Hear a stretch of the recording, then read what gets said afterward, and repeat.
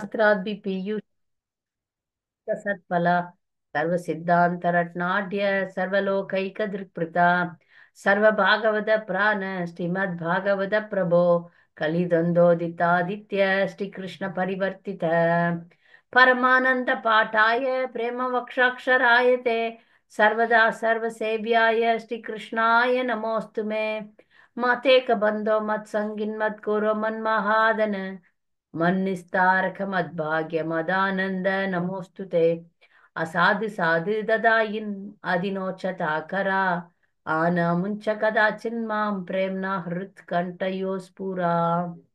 மொழிபெயர்ப்புவோ எல்லா வேத இலக்கியங்களில் இருந்தும் கடைந்தெடுக்கப்பட்ட அமிர்தமே, வேதங்களின் மிக முக்கியமான ஆன்மீக பழமே, எல்லா தத்துவங்களின் முடிவுகளான ஆபரணங்களை கொண்டவரே மற்றும் வைஷ்ணவர்களின் உயிர் மூச்சாக விளங்குபவரே, பகவானே, நீர் கலியுகத்தின் இருளை போக்குவதற்காக உதித்த சூரியன். உண்மையில் நீர் எங்களிடம் திரும்பி வந்த கிருஷ்ணர். ஓ ஸ்ரீமத் பாகவதமே, உங்களுக்கு என் பணிவான வணக்கங்கள். உங்களை படிப்பவர்கள் உன்னத ஆனந்தத்தை அடைவார்கள், ஏனெனில் நீங்கள் அவர்களுக்கு தூய பக்தி தொண்டை பொழிகின்றீர். உங்கள் எழுத்துக்கள் அவர்களுக்கு தூய பக்தி தொண்டை பொழிகின்றது. நீங்கள் பகவான் கிருஷ்ணரின் அவதாரமாக இருப்பதால் அனைவரும் எப்பொழுதும் உங்களுக்கு தொண்டு புரிய வேண்டும். ஓ ஸ்ரீமத் பாகவதமே, ஓ என்னுடைய ஒரே நண்பரே, என்னுடன் இருப்பவரே, என்னுடைய ஆசிரியரே, என்னுடைய மிகப்பெரிய சொத்துமாகவும் என்னை விடுவிப்பவருமாகவும் இருப்பவரே, என்னுடைய மரியாதை கலந்த வணக்கங்களை ஏற்றுக்கொள்ளுங்கள். ஓ ஸ்ரீமத் பாகவதமே, புனிதமற்றவருக்கும் புனிதத்தை வழங்குபவரே, மிகவும் வீழ்ச்சி அடைந்தவர்களை உயர்த்துபவரே, என்னை எப்பொழுதும் கைவிட வேண்டாம். கிருஷ்ணருக்கான தூய பக்தி தொண்டுடன் என்னுடைய இதயத்திலும் தொண்டையிலும் தோன்றுவீராக. ஸ்ரீமத் பாகவதம் கி ஜாய். ஸ்ரீல பிரபுபாத் கி ஜாய். ஸ்ரீமத் பாகவதம் காண்டம் 10 அத்தியாயம் 59 நரகாசுரன் வதம். கேள்வி பதில்கள் பார்க்கலாம். போன வாரம் நரகாசுர வதம் படிச்சுட்டோம். இந்த வாரம் அதனுடைய கேள்விகளை கேட்குறேன், சொல்லலாம். ஒரு முறை பதில் சொன்ன பக்தர்கள் மற்றவர்களுக்கு வாய்ப்பு கொடுத்தீங்கன்னா நல்லா இருக்கும். அதனால ஒரு முறை பதில் சொல்லிட்டு மற்றவங்களுக்கு போட்டோம் வாய்ப்புகள். முதல் கேள்வி, பௌமாசுரன் யார்? அமலு மாதாஜி.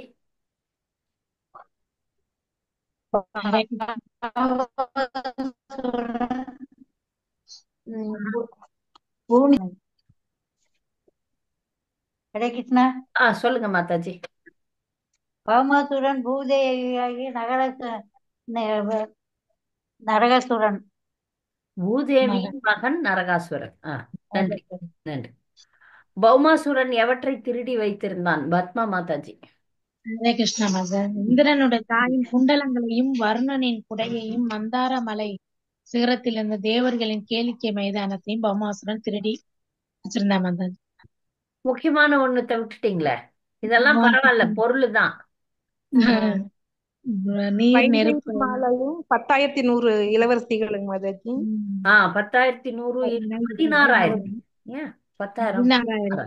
16,100 ராஜகுமாரிகளை, அழகான ராஜகுமாரிகளை திருடி வச்சிட்டோம். மூன்றாவது கேள்வி, பகவான் சத்யபாமாவை யுத்தத்திற்கு ஏன் அழைத்து சென்றார்? காரணங்களை சொந்த வாக்கியங்களில் சுருக்கமாக சொல்லவும். அதுதான் அப்படி கேட்டிருக்கேன். அழகா பாயிண்ட்ஸ்ல சொல்லணும். ஜெயசுபத்ரா மாதாஜி. ஹரே கிருஷ்ணா மாதாஜி. அவன் மிக துணிவான ஒரு பெண்மணி என்றதால மாதாஜி. அத மற்றது இந்த அவனை கொல்றதுக்கு மாதாஜி அவன் அனுமதி தேவை என்றதாலையும் அவன் கூட்டிட்டு போனார். அவளுடைய அனுமதி எதுக்கு தேவை? அந்த அவரை கொல்றதுக்கு. ரெண்டாவது பூதேவியின் மகனை கொல்றதுக்கு. அதான் மாதாஜி. பூதேவி கரெக்ட் தான். பூதேவி என்னுடைய அம்சம் சத்யபாமா. அதனால பூதேவியினுடைய அனுமதி இல்லாம அசுரன் மகனை கொல்ல போவதில்லை என்ற வரத்தை அவளுக்கு அளித்திருந்தார். அதனால அவன் கூட்டிட்டு போயிட்டார். மூன்றாவது காரணம், பூதேவி சத்யவன் ஒரு அம்சம் என்பதால் பெரும் துஷ்டனான பௌமாசுரனை கொல்ல அனுமதிக்கப்பட்டது. அது ரெண்டாவது. என்ன மாதாஜி? மூணாவது பதில் சொல்லுங்க. ராஜேஸ்வரியா.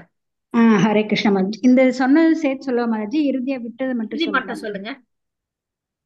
இறுதியா வந்து நாரத முனிவர் வந்து சொர்க்கலோகத்துல இருந்து ஒரு பாரிஜாத மலரை வந்து ருக்மணி கொடுத்தாங்க. அதனால வந்து சத்தியபாமாவுக்கு கோபம் வந்தது, எனக்கு கொடுக்கலன்னு சொல்லி அவரை வந்து சமாதானப்படுத்தி, உனக்கு அவங்களுக்கு மலர் தான் கொடுத்து நான் உனக்கு ஒரு இந்த மரத்தையே தரேன் அப்படின்னு சொல்லியிருந்தாரு. அப்ப வந்து இந்த மாதிரி இந்த போருக்கு போகும்போது அந்த மரத்தையும் சேர்த்து இந்த இந்திரலோகத்துல இருந்து எடுத்துட்டு வந்துடலாம் அப்படின்ட்டு இதையும் நினைச்சுக்கிறாரு. அப்புறம் வந்து எப்படி வந்து பிரியமுள்ள கணவன்கள்லாம் வந்து மனைவிக்கு வேண்டியதெல்லாம் போய் வெளியில போய் அழைச்சிட்டு போய் கொடுப்பாங்களோ அந்த மாதிரி இந்த சொர்க்குலக பாரஜ மலத்தை வந்து அவருக்கு திருப்பி கொடுக்கணும். அப்புறம் வந்து பௌமாசுரன் வந்து அந்த நரகாசுரன் அவன் வந்து திருடி கொண்டு போன பொருட்களை எல்லாம் திரும்பவும் யாராட்ட எந்தெந்த சாமான் கொண்டு போனானோ அதெல்லாம் கொடுக்கலாம் அப்படின்னு சொல்லிட்டு பகவான் வந்து ருக்மிணி இது சத்யபாமாவை அழைச்சிட்டு போறாரு மாதிரி. நன்றி, சரியா சொன்னீங்க. பகவான் இந்த லீலையில வந்து ஒரு சாதாரண அந்த பொண்டாட்டிதாசன்னு சொல்றோம்ல, அந்த மாதிரி பொண்டாட்டிதாசன் மாதிரி நடிக்கிறார். அவர் யாருக்கும் தாசன் ஆக முடியாது. அப்ப சத்யபாமா வந்து ஒரு டிமாண்டிங் ஒய்ஃப், எப்பவுமே இது வேணும் அது வேணும் அப்படி சண்டை போடுறவங்க. ஆனாலும் கொஞ்சம் துணிச்சலான பெண்ணு. அதனால துணிச்சலா இருக்கிறவங்க எல்லாம் போர்க்களத்துல சண்டை சச்சரவு எல்லாம் பார்த்து சில பேர் மயக்காட்சி விழுந்துருவாங்க. ஆனா சத்யபாமா அப்படி கிடையாது. அதனால சரி, ஒரு ஒரு அனுபவத்தை கொடுக்கலாம், சத்யபாமாவுக்கு ஒரு சேலஞ்சிங் எக்ஸ்பீரியன்ஸ் கொடுக்கலாம் அப்படின்றதுக்காக ஒரு அனுபவத்தை, துணிச்சலான அனுபவத்தை கொடுக்கறதுக்காக கூட்டின்னு போறாரு. அடுத்தது வந்து கொல்ல போறது வந்து பூதேவியினுடைய மகன். சத்யபாமா பூதேவியினுடைய அம்சம்.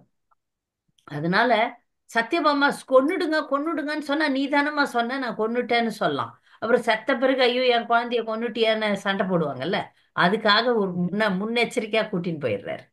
மூன்றாவது மாதாஜி சொன்னாங்க, சொர்க்க லோகத்துல வந்து இந்த பொருள் எல்லாம் பௌமாசுரன் திருடி வச்சதெல்லாம் அந்த இந்திரலோகத்துது. அதை திருப்பி கொடுக்கும்போது நம்ம அந்த பாரிஜாத மரத்தையும் கொண்டு வந்துடலாம். ஏன்னா அதுக்கு ஆசைப்பட்டாங்க சத்யபாமா. அவங்களுக்கு வந்து பூ மட்டும் கொடுத்தாங்க. யாருக்கு? ருக்மிணிக்கு. பாரிஜாத மலரை கொடுத்தாரு நாரத முனிவி. நீங்க தான் வச்சுக்கணும், நீங்க தான் பட்டத்திராணின்னு சொல்லி ஒரு ஏத்தி விட்டார். அப்போ அவங்களுக்கு மட்டும் பூ கிடைச்சதே, எனக்கு பூ கிடைக்கலையே அப்படின்னு இவங்க வருத்தப்பட்டாங்க. சத்யபாமா, உனக்கு மரத்தையே கொடுத்துட்றோமா, தினமும் பூ பூக்கும், நீங்க தினமும் வச்சுக்கலாம் அப்படின்னு சொல்லி மரத்தை வந்து சொர்க்கலோகத்துல இருந்து கொண்டு வரார். நம்ம பார்த்தோம். அப்படி கொண்டு வரும்போது இந்திரன் வந்து அவருடைய பொருள் எல்லாம் வாங்கி வச்சுக்கிட்டு சண்டை போட்டதை நம்ம பார்த்தோம். அப்படிதான் இல்லையா? பகவான் கிட்ட இருந்து வாங்கதான் தெரியும் நமக்கு, அவருக்கு கொடுக்க தெரியாது. அவரதுதான், ஆனா அவருக்கு அதை எடுக்க முடியாது, நாம கொடுக்கவும் விரும்புவதில்லை. அதைத்தான் நம்ம வந்து இந்திரன் மூலமாக பார்த்து கொள்கிறோம். நான்காவது கேள்வி, பகவான் நரகாசுரனின் அரண்களை எப்படி உடைத்தெறிந்தார்? மோகினி,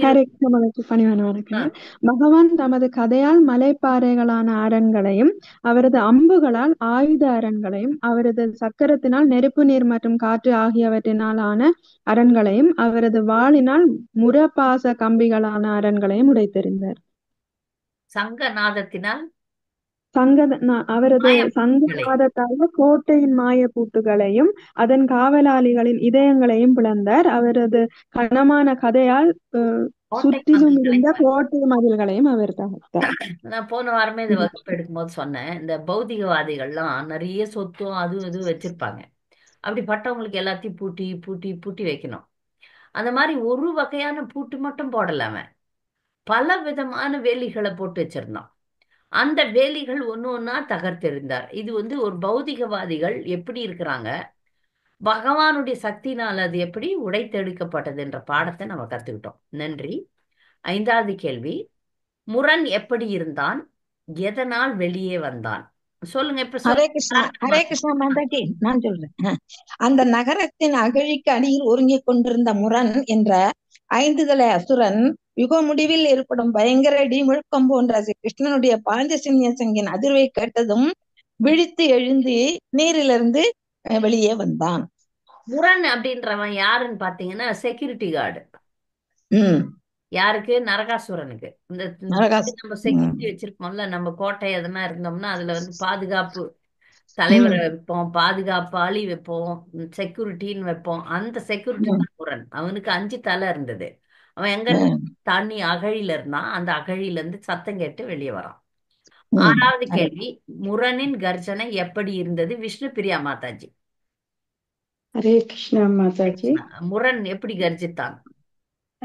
அவருடைய கர்ஜனை பூமியையும் ஆகாயத்தையும் எல்லா திசைகளையும் விண்வெளியின் எல்லைகளையும் நிரப்பி பிரபஞ்ச ஓட்டில் பட்டு எதிரொலித்தது. நன்றி, சரியா சொன்னீங்க. இந்த முரண் நம்ம அடிக்கடி பார்த்தோம்ல, முரணை கொன்றவரே அப்படின்னு சொல்லிட்டு முகுதமால ஸ்தோத்திரத்துல கூட பாக்குறோம். முரரிப்பும் அப்படின்னு ஒரு வார்த்தை வரும், முரணை கொன்றவரே அப்படின்னு சொல்லிட்டு. அப்ப அந்த முரண் எவ்வளவு பெரிய அசுரனா, அந்த வானத்துல அவனுடைய குரல் பட்டு எதிரொலிக்குதான். கர்ஜனை மாதிரி, சிங்கத்தினுடைய கர்ஜனை மாதிரி இருந்ததாம். அந்த அளவுக்கு பயங்கரமான ஒரு அசுரன். 7வது கேள்வி, பகவான் ஏன் கதாகிரஜ என்று அழைக்கப்படுகிறார்? இது நான் பாடம் நடத்தும் போது பதில் சொல்லல உங்களுக்கு. இங்க கதாகிரஜ அப்படின்ட்டு 2 முறை வந்திருக்கு, ஏற்கனவே நடத்துனது. அதனால முன்னாடி பாடத்தை படுத்தி இருந்தாதான் பதில் சொல்ல முடியும். ஹரே கிருஷ்ணா மாதாஜி. ஹரே கிருஷ்ணாங்க மாதாஜி. மகேஸ்வரி சொல்லுங்க. நன்றிங்க மாதாஜி. கதாகிரஜன் என்ற பெயர் கிருஷ்ணரை தான் குறிப்பிடுதுங்க மாதாஜி. ஏன்னா கிருஷ்ணர் தேவரக்ஷதைன்னு சொல்லி தேவகியின் தங்கையான தேவரக்ஷதைக்கும் வசுதேவருக்கும் பிறந்த முதல் மகனான கதனின் மூத்த சகோதரராக கிருஷ்ணர் இருக்கிறதுனால அவரை கதாகிரஜன் என்று சொன்னாங்க மாதாஜி.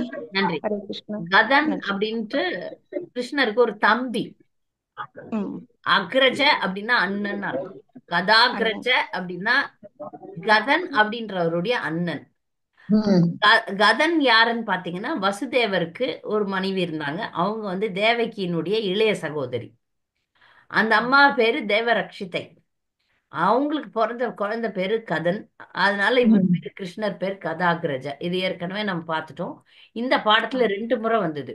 கிருஷ்ணருக்கு ஏன் இந்த பேர் அப்படின்ற நம்மளுடைய நினைவில் இருக்கணும். கிருஷ்ண சம்பந்தப்பட்ட அனைத்து விஷயங்களையும் நாம் படிக்க வேண்டும்ன்றதுக்காக இதெல்லாம் கேட்கறது. கதாகிரஜ அப்படின்றது கிருஷ்ணருடைய பெயர். யாருக்குன்னா எதுனா குழந்தை பிறந்தா கூட கதாகிரஜன்னு பேர் வச்சு கூப்பிடலாம். மாதாஜி கதனின் தமையன்னு கொடுத்திருக்காங்க மாதாஜி. இந்த கதனின் தமையன்னு சொல்லிட்டாங்க. நாம புரிஞ்சுக்க வேண்டியது அண்ணன். சரிங்க மாதாஜி. மூத்த சகோதரன். சரிங்க மாதாஜி. நான் பலராமராக்கும் நினைச்சிட்டு இருந்தேங்க மாதாஜி. ஏன்னா கதையை வச்சு அவரு தானே ராஜரா இருப்பாரு, அதனாலயாக்கும் நினைச்சிட்டு இருந்தேங்க. அப்படி இல்ல மாதாஜி. நம்ம 10, 47, 40 நீங்க ஸ்லோகம் யாருக்காவது இதுக்கு பதில் வேணும்னா எங்க இருக்குன்னா 10, 47, 40 நோட் பண்ணின்னு பாருங்க. அதுல சொல்லப்பட்டிருக்கு பொருளுரையில. அடுத்து தேனியின் பாட்டு. ஆமா, ஒரு தேனியின் பாட்டு மாதாஜி அத்தியாயம் 10, 47, 40 அதுல இருக்கு. Very good. ஆமாங்க, நன்றி. 8வது கேள்வி, முரணின் 7 மகன்கள் யார்? ஹரே கிருஷ்ணா.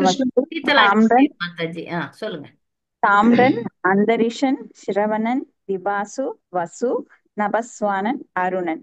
நன்றி மாதாஜி, சரியா சொன்னீங்க. 9வது கேள்வி, பகவானுடைய வீரம் எப்படிப்பட்டது? சரஸ்வதி மாதாஜி. மாதாஜி நான் சொல்றேன் மாதாஜி. சொல்லட்டா? சொல்லுங்க. கொடூரமான இந்த வீரர்கள் கடும் கோபத்துடன் அம்புகள், வாள்கள், கதைகள், ஈட்டிகள், நீண்ட ஈட்டிகள் மற்றும் திரிசூலங்கள் ஆகியவற்றினால் வெல்ல முடியாத பகவான் ஸ்ரீ கிருஷ்ணரை தாக்கினர். பகவானுடைய வீரம் எப்படிப்பட்டதுன்னா, ஆனால் பரமபுருஷர் என்றும் தவறாத வீரத்துடன் மலை போன்ற இந்த ஆயுதங்களை தமது அம்புகளால் கண்ட துண்டமாக வெட்டி தள்ளினார். பகவானுடைய வீரம் எப்படின்னா, பகவானுக்கு பல பெயர் உண்டு. அதுல ஒரு பெயர் விஜய். அப்ப விஜய்னா எப்போதும் வெற்றி பெறுபவர். விஜயன் அப்படின்ற பேர் அர்ஜுனனுக்கும் உண்டு. அஜித்த அப்படின்னு ஒரு பேர் உண்டு. அஜித் அப்படின்னா வெற்றி கொள்ளுதல், அஜித் அப்படின்னா வெல்ல முடியாதவர். பகவானுடைய வீரம் எப்படின்னா யாராலும் வெல்ல முடியாது. இப்ப வீரன் அப்படின்னு நம்ம கேள்விப்படுறோம், அதெல்லாம் மனிதர்கள். வேற யாருன்னா இன்னைக்கு ஒரு நாள் வீரனா இருக்கலாம், நாளைக்கு வேற யாருன்னா அவனை தோற்கடிக்க முடியும். ஆனால் இங்க அவருக்கு அமோக வீரிய அப்படின்னு பேர் வருது.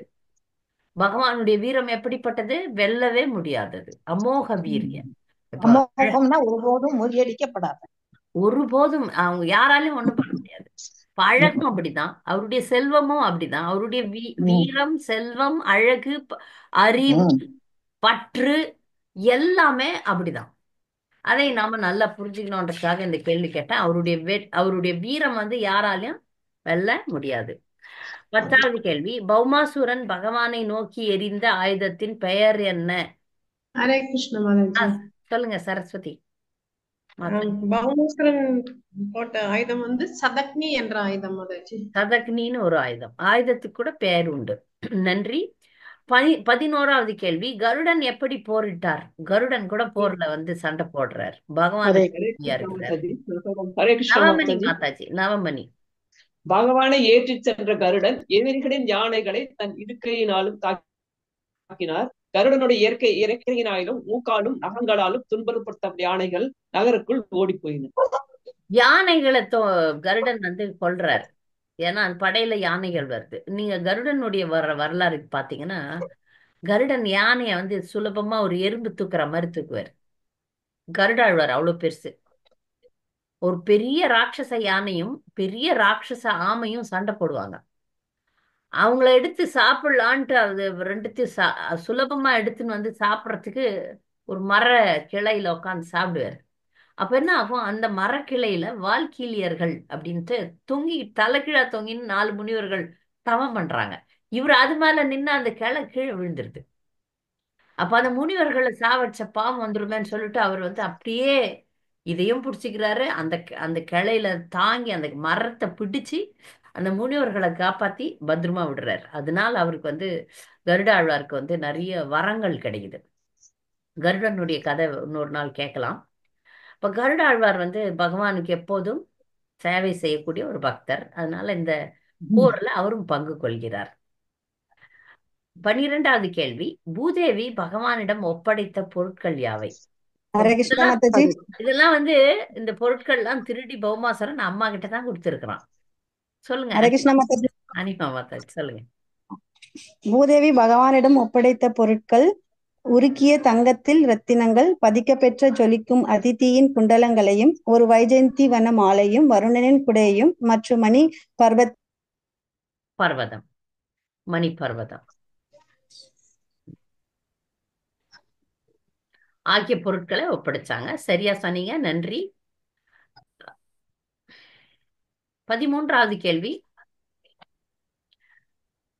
பக்தேச்சோ பாத ரூபாய பொருள் கூறுக. ஹரே கிருஷ்ண மாதாஜி. சிந்து. பக்தேச்ச பாத ரூபாய, பக்தனா உங்கள் பக்தர்களின் இச்சையால் உபாத்திய ஏற்றுள்ள ரூபாய உமது ரூபங்களை, உங்களுடைய பக்தர்களின் இச்சைகளை நிறைவேற்ற பல்வேறு ரூபங்களை ஏற்றுக்கொள்ளும் பரமாத்மாவே. ஹரே கிருஷ்ணா. வெரி குட், நல்லா சொன்னீங்க. 14வது கேள்வி, பூதேவியின் பிரார்த்தனை மற்றும் குந்தி தேவியின் பிரார்த்தனை இவற்றில் யாருடைய பிரார்த்தனை முந்தியது? நான் சொல்லவா மாதாஜி? ஹரே கிருஷ்ண. பதில் சொல்லிட்டீங்க. பதில் சொல்லலாம். யாருன்னா பதில் சொல்லிட்டீங்கன்னா மியூட் பண்ணாதீங்க, அன்மியூட் பண்ணாதீங்க. சொல்லுங்க. ஹரே கிருஷ்ண மாதாஜி. துளசி ஹரே கிருஷ்ண மாதாஜி. குந்தி மகாராணி பிந்தேதி மாதாஜி முந்தியது அவங்களுக்கு. பூதேவி தான் முதல்ல பிரார்த்தனை பண்றாங்க. ஏன்னா இந்த லீலை தான் முதல்ல வருது. பூதேவி தான் முதல்ல பிரார்த்தனை பண்றாங்க. பூதேவியை பார்த்து கூட குந்தி மகாராணி பிரார்த்தனை பண்ணிருக்கலாம். சரியா? 15வது கேள்வி, ஜெகத என்ற சொல் எதை குறிப்பிடுகிறது?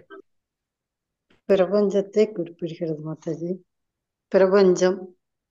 ஹரே கிருஷ்ண மாதாஜி. கரெக்ட், சரியா தான் சொன்னீங்க. ஜெகம் அப்படின்னாலே பிரபஞ்சம் தான். படைத்தல், காத்தல், அழித்தல் ஆகிய செயல்கள் ஒரு பிரபஞ்சத்தை தொடர்புபடுத்தி ஒரு பிரபஞ்சம். ஜெகதம்னா நிறைய பிரபஞ்சம் இல்ல, ஒரு பிரபஞ்சத்தை தொடர்புபடுத்தி இது சொல்லுது. நன்றி. அடுத்து, உட்கடம் என்ற சொல் எதை சுட்டி காட்டுகிறது? உட்கடம்.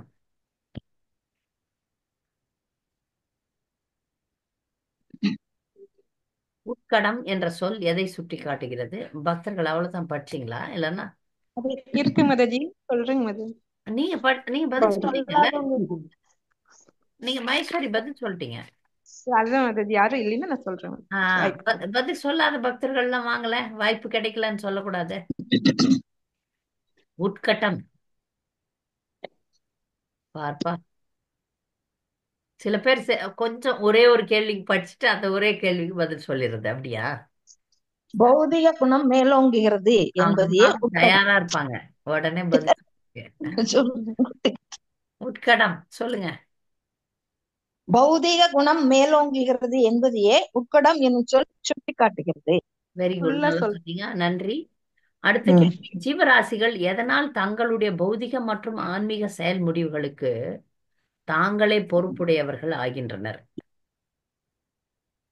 எதனால அவங்களுக்கு தான் பொறுப்பு? ஹரே கிருஷ்ண மகேஸ்வரி மாதாஜி. மகேஸ்வரி சொல்லட்டும். ஹரே கிருஷ்ணங்க மாதாஜி, நன்றிங்க மாதாஜி. ம். ஹரே கிருஷ்ணா. சூரியனும் சூரிய கதிர்களும் சூரிய பிரகாசம் ஒரு சொர்க்கமா இருந்த போதும் சூரியனும் அதன் கதிர்களும் ஒன்றே. ஆனால் அதே சமயம் சூரிய மண்டலத்திற்கும் அதன் கதிர்களுக்கும் இடையில் வேறுபாடு இருப்பது உண்மையே. இவ்வாறு கடவுள் நமது சிருஷ்டியுடன் ஒன்றுபட்டவராகவும் அதே சமயம் வேறுபட்டவராகவும் இருக்கிறார் என்பதால் என்பது திருப்தி அளிக்கும் உண்மையான விளக்கமாகும். அனைத்தும் பகவானின் சக்தியே. எனினும் உயிர் சக்திகளாகிய ஜீவராசிகளுக்கு பகவான் தனி சுதந்திரத்தை அளித்திருக்கிறார். அதன் அசிந்திய பேத தத்துவ கொள்கையின்படி சின்ன சுதந்திரத்தை, முடிவெடுக்கும் சுதந்திரத்தை உயர் சக்திகளாகிய நம்மளுக்கு கொடுத்திருக்கிறாங்க மாதாஜி. அதனால தங்களுடைய பௌதீக மற்றும் ஆன்மீக முடிவுகளுக்கு தாங்களே பொறுப்புடையவர்கள் ஆகின்றோம் மாதாஜி. ஹரே கிருஷ்ணா. அதான் அதாவது நீங்க அந்த பேராகிராஃபே படிக்க தேவையில்லை. கேள்வி ஜீவராசிகளுக்கு ஏன் அவன் பண்ற செயல்களுக்கு பொறுப்பு எடுத்துக்கணும்? நாம் செய்யற காரியங்கள் நம்மாலே நடக்குதா?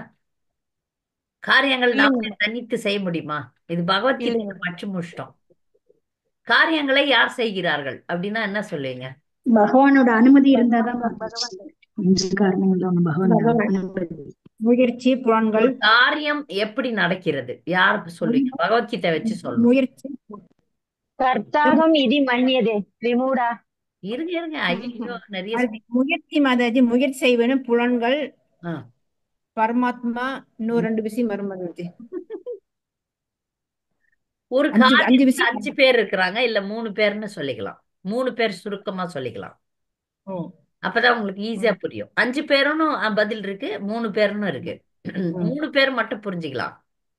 அந்த காரியம் செய்யற ஜீவாத்மா, அந்த காரியத்துக்கு உதவி பண்ண பரமாத்மா. மூணாவது பௌதிக இயற்கை. உடலை கொண்டுதானே காரியங்களை செய்யறோம். உடலை கொண்டு காரியம் செய்யறத இந்த உடலை பிரகிருதி பௌதிக இயற்கைன்னு சொல்றோம். அப்ப ஜீவாத்மா, பரமாத்மா, பௌதிக இயற்கை 3 பேர் சேர்ந்தா தான் வேலை நடக்கும். நான் மட்டுமே செய்யறேன் அப்படின்னு நல்லதுன்னு நினைக்க முடியாது, கெட்டதுன்னு நடக்க முடியாது. பக்தர்களை இந்த தத்துவத்தை சரியா புரிஞ்சுக்கணும். நீங்க காரியத்தை நம்ம தனித்து செய்ய முடியாது. ஆனால் இப்ப நான் செய்யலையே, தனித்து செய்யலையே அப்படின்னு நாம கேள்வி எழலாம். இப்ப நமக்கு தண்டனை கிடைக்கும் போது, ஏதாவது கிஃப்ட் கிடைக்குதுன்னா வாங்கி வச்சுக்குவோம். ஆனா தண்டனை கிடைக்கும் போது நமக்கு மனசுல புலம்பும், நான் தனித்து செய்யலையே, இதுக்கு பரமாத்மாவும் உதவி கொடுத்தாரே, இதுக்கு என்னுடைய உடலும் ஒத்துழைச்சதே, அந்த சூழ்நிலைகள்லாம் சாதகமா இருந்ததே அப்படின்னு ஒரு கேள்வி வரலாம். ஆனால் அந்த காரியத்தினுடைய பொறுப்பாளி யாரு? அந்த ஜீவன் தான். நல்ல காரியமா இருக்கலாம், கெட்ட காரியமா இருக்கலாம். ஒரு காரியத்துக்கு தண்டனையோ அந்த ஜீவனுக்கு தான் வரும், நல்லதோ அந்த ஜீவனுக்கு வரும். காரியம் ஆகிறது இந்த 3 பேரால் ஆகலாம், ஆனால் அதற்குரிய பலனை அந்த ஜீவராசி அனுபவிக்கிறது. அதுதான் இங்க. ஏன்னா தனி சுதந்திரம். அந்த தனி சுதந்திரத்தை பயன்படுத்தி ஆசைப்படுகிறோம். அந்த ஆசைக்கு பொறுப்பு எடுக்கணும். நம்ம ஒரு காரியத்தை ஆசைப்படுறோம், ஆனா அதுக்குரிய தகுதி இருந்தால் நமக்கு அந்த காரியம் நடக்கும். அது கெட்ட காரியமா இருந்தாலும் சரி, நல்ல காரியமா இருந்தாலும் சரி. இப்ப யாரோ ஒரு மனிதனை கொலை பண்றான்னு வச்சுக்கோங்களேன். இவன் கொலை பண்றதுக்கான பாவ காரியம் பண்ணிருக்கணும் முன்னாடி. அது ஒண்ணு. 2வது, இவன் யாரை கொலை பண்ணணும்னு நினைக்கிறானோ இவனால் கொல்லப்பட வேண்டும்னு விதி இருக்கணும். அப்ப அந்த காரியம் நடக்கும். காரியம் நடந்து அதுக்கான பலனையும் இவன் தான் அனுபவிக்கணும். இப்ப கொலை பண்ணதுக்கான கெட்ட விஷயங்கள், பண்ணதுக்கான தண்டனையை இந்த நபர் அனுபவிக்கத்தான் வேணும். ஆனால் அப்ப அவன் நினைச்சா கூட, இப்ப ஒருத்தன் ஒரு கெட்டதை நினைச்சா கூட, திருடணும், கொலை செய்யணும், பொய் பண்ணணும், பொய் பேசணும், நல்ல காரியங்கள் இருக்கு, நல்ல காரியங்களை பண்ணணும்னு ஒருத்தர் ஆசைப்படலாம். ஆனா பட்டாலும் அங்க அது இருக்கணும். அப்ப நடக்கும். நடக்கும். அதுக்கப்புறம் அவனுக்கு வந்து அதுக்கான எதிர்வினையும் கிடைக்கும். இதுக்கு அந்த அந்த ஒரு நபர் தான் பொறுப்பு. சரியா? மாதாஜி இப்ப அந்த இடத்துல ஜீவன் அப்படிங்கறது ஆத்மாவை குறிக்கிறீங்களா? அந்த 8 ஜட இயற்கை சேர்ந்து அதுக்கப்புறம் சேர்ற ஆத்மாவுக்கு வருமா மாதாஜி? அந்த பாவங்கிறது யாருக்கு போய் சேரும்? அந்த ஜீவன் வந்து அடுத்த முறை இப்ப இப்ப ஒரு இந்த உடலை வச்சு அந்த காரியத்தை செஞ்சாலும் அந்த சரிங்க. காரியத்துக்குரிய இப்ப ஒரு ஒரு கெட்ட காரியமோ நல்ல காரியமோ ஒரு ஜீவன் பண்ணிட்டான். சரியா? ம் ம் ம் அதுக்கு வந்து பலன் கொடுக்கிற நிலைன்னு ஒண்ணு இருக்கு. அது விதையா இருக்கும். விதை வந்து செடியா மாறும். செடி வந்து இப்போ பெரிய மரமா மாறும். மரம் வந்து பூ பூக்கும். பூ பூத்து காய் காய்க்கும். காய் காய்த்து பழமாகும். இப்படித்தானே சரிங்க. நடக்குது. அப்ப அந்த ஒரு ம் கர்ம வினை இப்ப பண்ணிட்டா அது இப்பவே ம் பதில் கொடுக்க இப்பவே எதிர்வினை நடக்கலாம். 10 சரிங்க. ஜென்மம் கழிச்சு எதிர்வினை நடக்கலாம். 4 ஜென்மம் கழிச்சு எதிர்வினை நடக்கலாம். இதுக்கெல்லாம் ஒரு என்ன சொல்றது கணக்கு இருக்கு. அந்த கணக்கு சரிங்க. போடுறதுக்கு நான் மேல் அதிகாரிகள் இருக்கிறாங்க. அவங்க சரிங்க எல்லாம் மாதாஜி. ஒருத்தருக்கும் கணக்கு இருக்கு. இப்ப இந்த ஒரு ஜீவராசி இது கணக்கு இருக்கு. ஆனா கணக்கு இங்க இப்ப மெயின்டைன் ஆகுது. அத பத்தி சரி. நமக்கு தெரியாது. அதெல்லாம் ஆ எப்படி ஆ மெயின்டைன் சரிங்க. ஆகுதுன்றதெல்லாம் நமக்கு தெரியாது. சரிங்க மாதாஜி. எப்படி பிளஸ் ஆகுது, எப்படி மைனஸ் ஆகுது, எப்படி ஏறுது, எப்படி இறங்குது, எப்படி சமமா போகுது, அதெல்லாம் யாருக்குமே தெரியாது. சரிங்க ஆனால் மாதாஜி. அதெல்லாம் கணக்கிட அதுக்கெல்லாம் பரமாத்மா பெரிய ஏற்பாடு பண்ணி வச்சிருக்காரு. பெரிய சரிங்க. ஏற்பாடு. சரிங்க. புரியுதுங்களா? அப்ப என்னுள்ள இருக்கு எனக்குள்ள இருக்கிற அந்த 8 ஜட சக்திகள் வந்து பொறுப்பு இல்லையா மாதாஜி? என்னோட ஆத்மா தான் அதுக்கு பொறுப்பாயிருமா மாதாஜி? 8 ஜட சக்திக்கு ஒண்ணும் கிடையாது. 8 ஜட ஒண்ணும் இல்ல. சக்தி வந்து ஒரு கருவியாக செயல்படுகிறது. இப்ப இந்த உடலை சரி. கொண்டு நாம் செயல்படுறோம். ம் 8 ஜட சரிங்க. சக்தின்றது என்னது? உடல். நிலம் பஞ்சபூதங்களும் மனம் புத்தியாகுங்க. சரிங்க. உடல் தானே. 2 உடல். ஒரு உடல் வந்து ஸ்தூல உடல், ஒண்ணு வந்து சூக்ஷ்ம உடல். இது சரிங்க மாதாஜி. இதெல்லாம் நானுன்னு வச்சு நான் அதோட சேர்ந்துட்டேன். ம் ம் ம் இப்ப நீங்க வந்து என்ன காரியம்னா பண்ணுங்க. ஆனா அந்த உடலோட நீங்க சம்பந்தப்படாம வெளியிடு. இல்ல நான் இந்த உடல் அல்ல அப்படின்னு முற்றிலுமா முற்றிய நிலை இருக்கு பாருங்க. அது பேர் பிரம்மபூத்த பிரசன்னாத்மா. அந்த நிலையில இருந்தீங்கன்னா உடலுக்கு என்ன நடந்தாலும் உங்களுக்கு ஃபீல் ஆகாது. சரிங்க மாதாஜி. அந்த சரி. நிலையில ஒரு ஜீவன் ம். வந்ததுன்னா அது இந்த ஜீவன் முக்த அப்படின்னு சொல்லக்கூடிய இந்த ஓ உடலோட சம்பந்தப்படாத ஒரு நிலை. ஓ சரிங்க மாதாஜி. சரி சரி. ஹரே இல்ல கிருஷ்ணா. யோகிகள்லாம் பாக்குறோம்ல. நம்ம யோகிகள்லாம் அந்த இமயமலையில அப்படியே நம்ம அந்த ம். கற்பனை கூட பண்ணி பார்க்க முடியாத குளிர்ல போய் தவம் பண்றாங்க பாருங்க. நிக்கிறாங்க, அதுலயே குளிப்பாங்க. ஆமாங்க ஆமாங்க. அதெல்லாம் கொஞ்சம் யோகத்தினுடைய வலிமையினால உடல்ல இருந்து சம்பந்தத்தை தூர வச்சிருக்காங்க. ஆனா அவர்களை சரிங்க. பக்தர்கள்னு சொல்ல முடியாது. அது யோக வலிமையினால ஆ, அது அடைஞ்சிட்டாங்க. சரிங்க புரியுதா? அந்த சரிங்க. கருத்து புரியுதா? புரியுதா? யாருக்காவது புரியலன்னா கேளுங்க, சொல்றேன். ஆனா அந்த ஆத்மாவுடைய அப்ப தனிப்பட்ட கடவுள் கொடுத்துக்கிற சுதந்திரங்கிறது எப்படிங்க மாதாஜி? யோசி அதுவும் எப்படி? கடவுள் வந்து யோசனை பண்றதுக்கு சுதந்திரம், ஆசைப்படுறதுக்கு சுதந்திரம் கொடுத்திருக்காரு. சரி சரி சரி. அந்த ஆசையை நம்ம எதுக்கு வேணாலும் பயன்படுத்திக்கலாம். நல்லதுக்கும் பயன்படுத்தலாம், கெட்டதுக்கும் பயன்படுத்திக்கலாம். நல்ல மாதாஜி. அதனால அந்த முடிவுக்கு வந்து இந்த நம்மளே பொறுப்பு. இந்த உதாரணத்தை நிறைய வகுப்புல ஆ, சொல்லியிருக்கேன். ஒரு நாய் சரி வளர்த்தீங்களோ இல்ல ஒரு ஆடு மாடு கோழி ஏதோ ஒண்ணு வளர்க்குறீங்க. அதுக்கு வந்து கயித்துல கட்டி வச்சிருப்பீங்க. சரிங்க மேம். சில பேர் ஆமாங்க குழந்தைய கூட கட்டி வச்சுக்கிறாங்க ஓடக்கூடாதுன்ட்டு. கயிற்று ஆமாங்க. துணியிலயோ ஒரு இவ்வளவு தூரம் இவ்வளவு பெரிய துணி இவ்வளவு பெரிய கயிறு கட்டி வச்சிருந்தோம்னு வச்சுக்கோங்களேன். அது ஆமாங்க வரைக்கும் அந்த மிருகம் அந்த இடத்துல சுத்தும். அப்ப ஆமாங்க நீங்க மாதாஜி. அவ்வளவு தூரம் சுதந்திரம் கொடுத்திருக்கீங்க. அத மாதிரிதான் நமக்கு சுதந்திரம் கொடுத்திருக்காரு பகவான். இவ்வளவு தூரம் அவ்வளவு தூரம் ஆ நீங்க கொஞ்சம் சுதந்திரமா செயல்படலாம். ஓகே சரி அப்படின்றாரு. சரி. சரிங்க அது மாதாஜி. வந்து சரி ஆசைப்படுறதுதான். நல்ல காரியமோ சரிங்க. கெட்ட காரியமோ நீங்க ஆசைப்படுறீங்க, அதை செயல்படுத்துறீங்க. அது செயல்படுத்துறது அவர் தான் உதவணும். அவர் உதவாம அதுதான். உங்களால செயல்படுத்தவே முடியாது. இப்ப ஆ இந்த சரீரத்துல பரமாத்மா இல்லைன்னா இந்த சரீரத்தால இயங்க முடியாது. ஆமாங்க. சரிங்க. எல்லா இயக்கத்துக்கும் உலகத்துல அவனின்றி அணுவும் அசையாது கேள்விப்பட்டிருக்கோம்ல. ஆமாங்க. அது தனி நபரோட வாழ்க்கையில கூட என்னன்னா சரிங்க. அப்ப நாம நினைச்சுக்கிறோம் பல விஷயம் நாம நினைச்சுக்கிறோம் நாமளே தன்னிச்சையா செய்யறோம்னு நினைச்சுக்கிறோம். அங்க ம் அனுமதி வந்தாதான். இப்ப நான் ஒரு வார்த்தையை விடுறேன்னா கூட அந்த வார்த்தை விடுவதற்கான அனுமதி அங்க இல்லைன்னா நான் திக்க ஆரம்பிச்சிருவேன். இல்ல இது ஏதோ தொண்டை வலி ஏதோ ஒண்ணு வந்து அப்படியே கொலாப்ஸ் ஆவேன். புரியுதா உங்களுக்கு? சரிங்க எதுவுமே புரியுது எல்லா புரியுது காரியத்துக்கும் எல்லா காரியத்துக்கும் அங்கு அனுமதி வேண்டும். அந்த சரி அனுமதி சரி இருந்தால் ஒழிய நாம் வந்து தொடர இயங்க முடியும். எந்த முடியும் செயலும் பண்ண முடியாது. எந்த செயலும் எந்த கிடையாது. அது பக்தி சரிங்க காரியமோ அது பௌதிக காரியமோ எல்லாத்துக்கும் அங்கிருந்து சாங்ஷன் வரணும். சரிங்க மாதாஜி. நன்றிங்க மாதாஜி. ஹரே கிருஷ்ணா. 18வது கேள்வி. பகவான் 16,100 ராஜகுமாரிகளை கண்டதை விஷ்ணு புராணம் ஸ்லோகத்தை மேற்கோள் காட்டி கூறவும். யார் பதில் சொல்லாதவங்க யாருன்னா வாங்கல, அப்படியே பார்த்து படிக்கணும். சாந்தாமணி.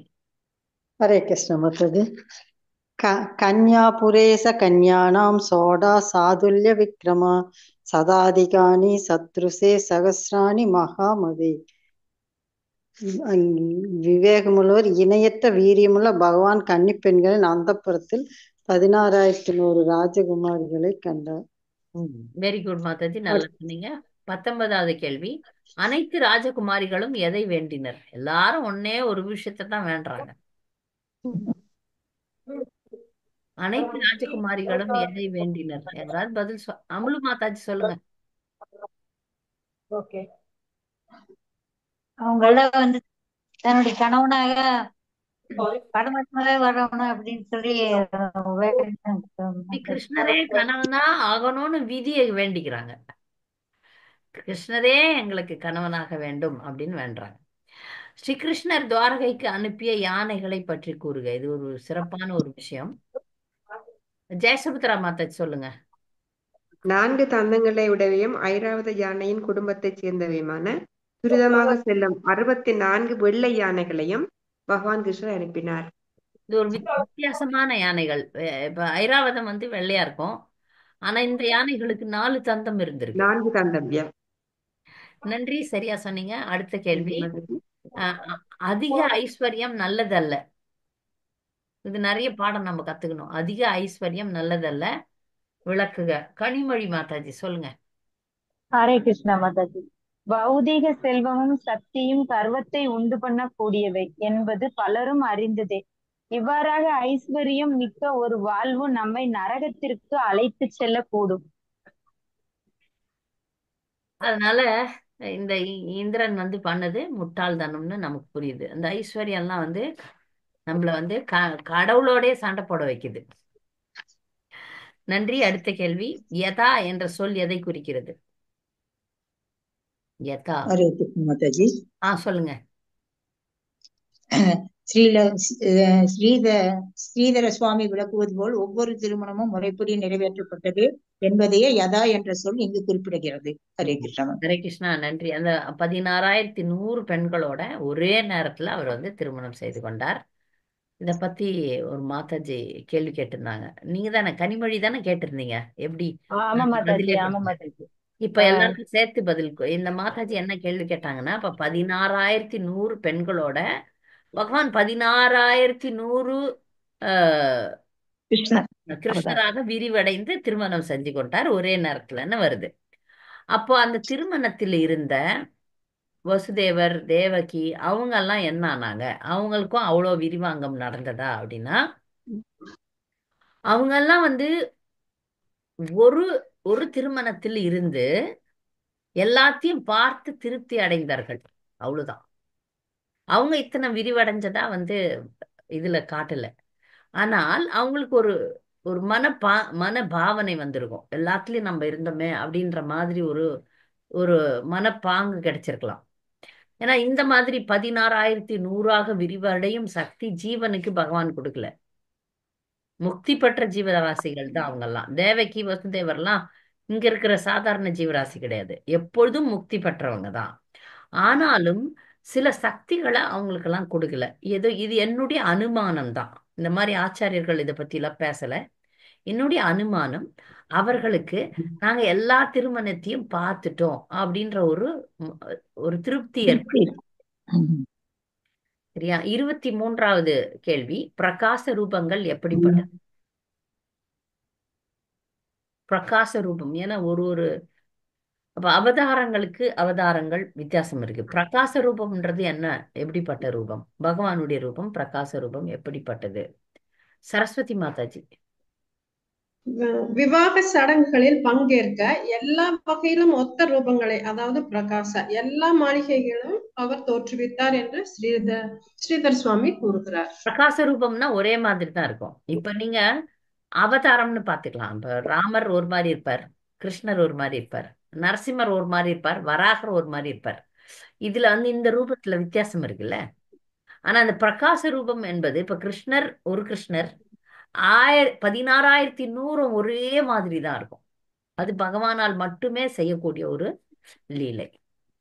அது பிரகாச ரூபம்ன்றது ஒரே மாதிரி இருக்கும். அதுல வித்தியாசத்தை உங்களால காண முடியாது. இப்ப நரசிம்மருக்கும் ராமருக்கும் உங்களால வித்தியாசம் காண முடியும். ஆனா ஒரு ராணியை திருமணம் செய்த கிருஷ்ணருக்கும் இன்னொரு ராணியை திருமணம் செய்த கிருஷ்ணருக்கும் உங்களால வித்தியாசம் காண முடியாது. அப்படிப்பட்ட ரூபங்களை பிரகாச ரூபம்னு சொல்றோம். 24வது கேள்வி, பகவானுக்கு அன்பு தொண்டு செய்வதன் பலன் யாது?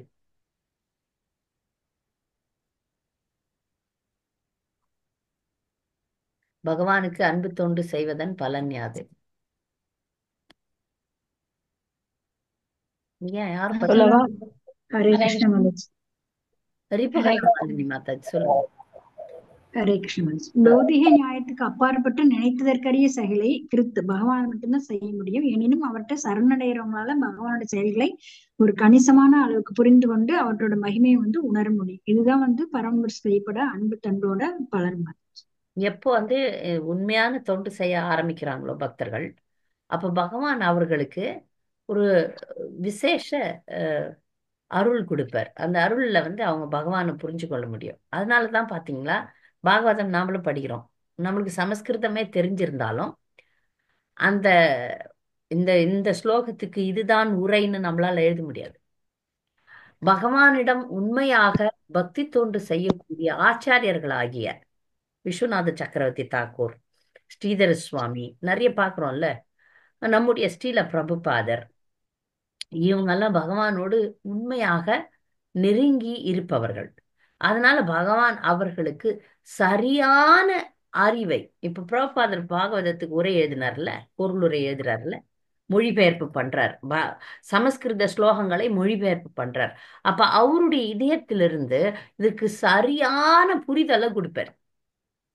யார் ஒருத்தர் உண்மையான பக்தி தொண்டு செய்யறாங்களோ அவங்களுக்கு சரியான புரிதல் வரும்.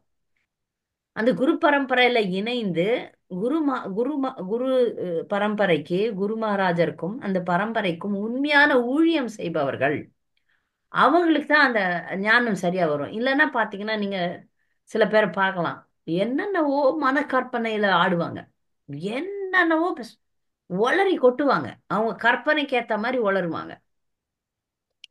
ஒரு ஒரு பக்தர்னு தீட்சை பெறாத ஒருவர், அவர் என்ன பண்ணுவார், நேரா கோயிலுக்கு வருவார், பிரபுபாதருக்கு வணக்கம் சொல்ல மாட்டார், நரசிம்மருக்கு வணக்கம் கிடையாது, பஞ்சதத்துவாக்கு வணக்கம் கிடையாது, நேரா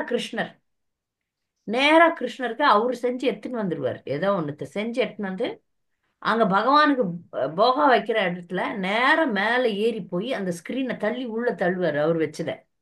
இப்ப இதுல இருந்து என்ன தெரிஞ்சதுன்னா, அப்படி நான் பார்த்திருக்கேன் அவர் பண்றத.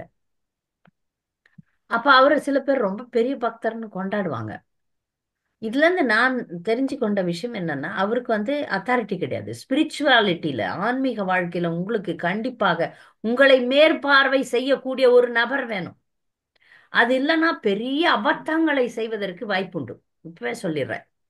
இந்த மாதிரி முதல்ல நீ என்னதான் பக்தியோட செஞ்சினாலும் நேரா செல்வதற்கு உனக்கு அனுமதியே கிடையாது. அதுக்கு ஒரு சிஸ்டம் இருக்கு. பூஜாரிகள் தான் பகவானுக்கு நைவேத்தியம் பண்ண முடியும், அதுக்கு மந்திரங்கள் சொல்ல வேண்டும். அது குரு பரம்பரையில் வீட்டுல உங்களுக்கு சுதந்திரம் இருக்கு. வீட்லயும் எப்படி நைவேத்தியம் பண்ணணும் சொல்லப்பட்டிருக்கு. முதல் மந்திரம் குரு மந்திரம், 2வது பிரபுபாதர் மந்திரம், 3வது சைத்தன்ய மகாபிரபு மந்திரம், 4வது தான் கிருஷ்ண மந்திரம். உங்களுக்கு வழிமுறை சொல்லப்பட்டிருக்கிறது. அதை விட்டுட்டு நான் ஆன்மீக வாழ்க்கையில என் விருப்பப்படி நான் நடக்கிறேன், நான் இதை பண்றேன், நான் அதை பண்றேன்னு எப்போ ஒருத்தர் அகங்காரத்தை எடுத்துக்கொள்கிறார்களோ அங்க ஒண்ணுமே புரியாது. ஏன்னா 100 வருஷம் அவங்க அதே செஞ்சா கூட அவங்களுக்கு புரிதல் ஏற்படாது, புரிதலே வராது. பக்தி மார்க்கத்தில் எப்படி அடுத்த ஸ்டெப் வைக்கணும்ன்றதுக்கான அறிவை கிருஷ்ணர் கொடுக்கவே மாட்டார். கொடுக்கவே மாட்டார். சில சில பேருக்கு வந்து அவங்க அப்படி பட்டு அப்படியே 24 மணி நேரமும் கோயில்ல இருப்பாங்க அவங்க எல்லாம். ஆனா அவர்கள்லாம் வந்து அடுத்த ஸ்டெப் எடுத்து வைக்க முடியாது. அந்த மாதிரி பகவான் வந்து புரிதலே கொடுக்க மாட்டார், அப்படியே விட்டுருவார். அதனால புரிதல் நமக்கு வேணும் அப்படின்னும் போது சரணடைதல் என்பது நமக்கு ஆச்சாரியன், குரு, அங்கீகரிக்கப்பட்ட குரு சொல்லி கொடுத்த மார்க்கத்துல தான் போகணும். அப்பதான் நமக்கு வந்து புரிதல் ஏற்படும், இல்லைன்னா ஏற்படாது. 25வது கேள்வி, வைகுண்டத்தை விட எப்படி துவாரகை உயர்ந்தது? ஹரே ஆமா கிருஷ்ண மாதாஜி. சிவா மதுச்சி நமஸ்காரம். ஹரே கிருஷ்ணா. ம் வைகுண்டத்துல மேலும் வந்து நாராயண ஒரே லட்சுமி தான் இருக்கிறாரு. ஆ துவாரகையில ம், ஆயிரக்கணக்கான 8 லட்சுமி நிறைய இருக்கிறாங்க மாதாஜி. துவாரகையில ஆயிரக்கணக்கான லக்ஷ்மிகள். துவாரகையில இருக்கிறது கிருஷ்ணர், வைகுண்டத்துல இருக்கிறது நாராயணர். நாராயணர். ம். ஏன்னா கிருஷ்ணருக்கும் நாராயணருக்கும் நிறைய வித்தியாசங்கள் உண்டு.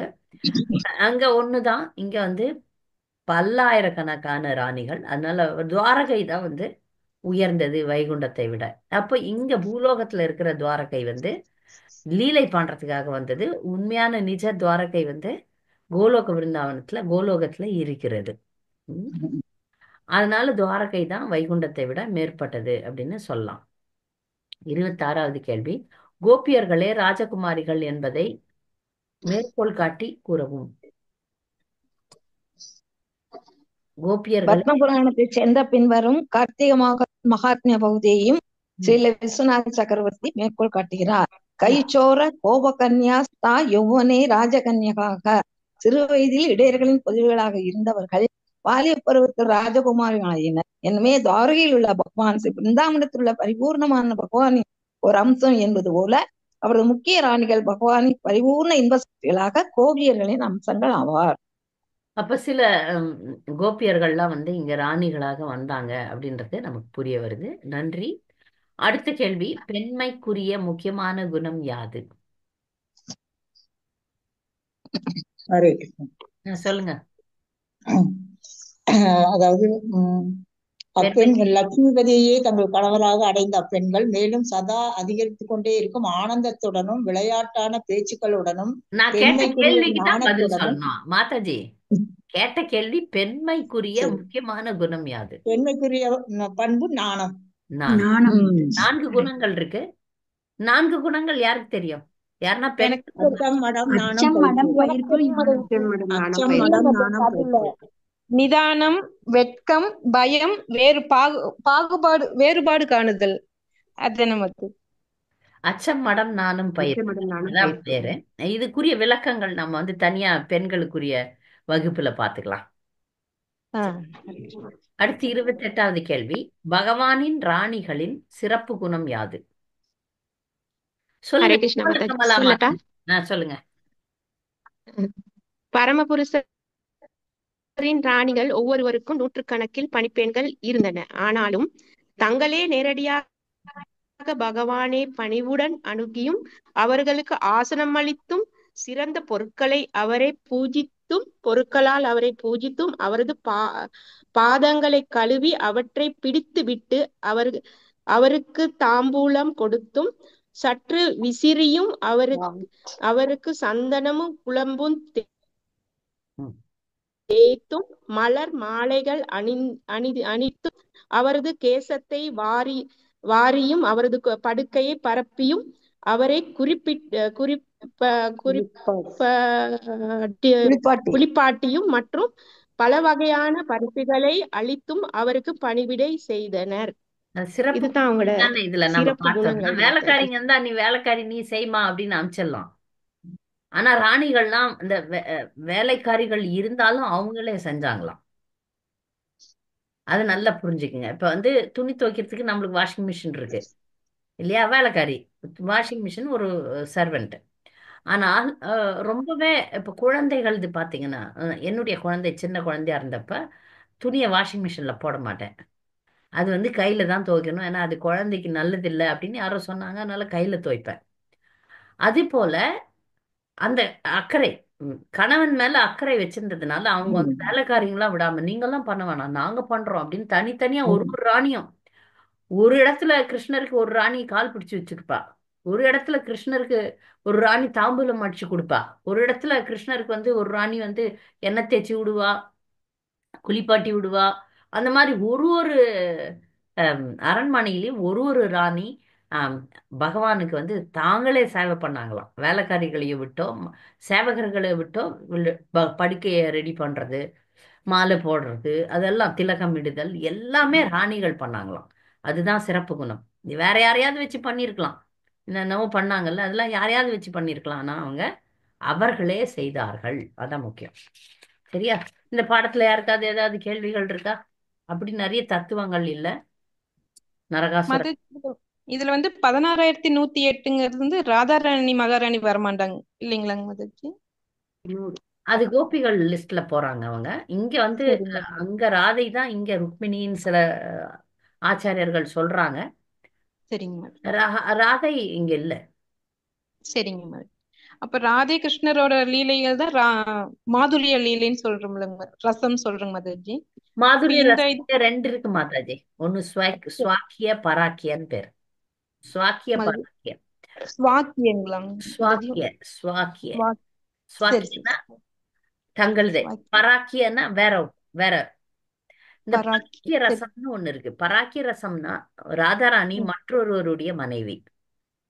சரிங்க அந்த மற்றொருவருடைய மனைவியை காதலிக்கிறது.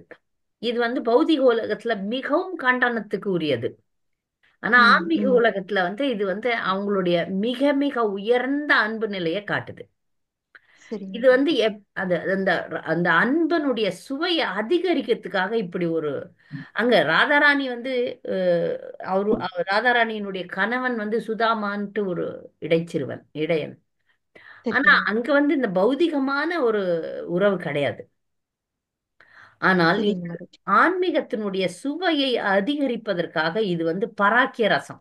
ராதாராணிக்கும் கிருஷ்ணருக்கும் இருந்தது பராக்கிய ரசம்.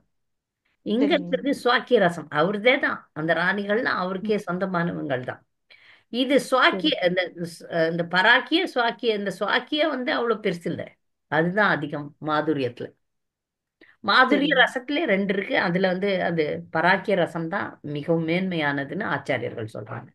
இதெல்லாம் புரிஞ்சுக்கிறதுக்கு சரி நன்றி. நம்ம கொஞ்சம் உயர்ந்த பக்தரா இருக்கணும். இல்லைன்னா இத ம் வந்து இந்த விஷயத்துல தவறுகள் செய்வதற்கு வாய்ப்பு இருக்கு. அதனால நிறைய பிரபுபாதர், என்னுடைய குருதேவர்லாம் இதை பத்தி நிறையவே பேச மாட்டாங்க. அப்படியே லைட்டா சொல்லிட்டு ம் விட்டுருவாங்க. சரி ஏன்னா நாம வந்து தகுதி வாய்ந்த பக்தரா இருந்தாதான் இதை பத்திலாம் நமக்கு புரிஞ்சுக்கிறதுக்கு ஒரு அறிவு வரும். ம் அதனால அதை நிறைய ம் பேசுறது இல்லை. சரிங்க ஹரே நன்றி கிருஷ்ணா மது. மாதாஜி.